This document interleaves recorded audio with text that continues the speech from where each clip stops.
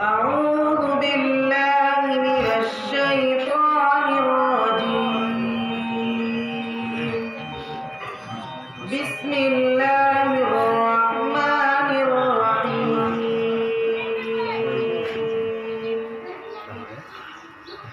يا أيها الذين آمنوا إذا نودي للصلاة من يوم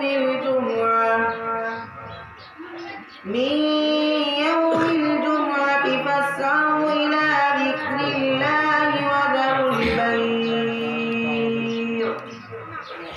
ذلكم خير لكم إن كنتم تعلمون. فإذا قضيت الصلاة فانتشروا في الأرض وابتغوا من فضل الله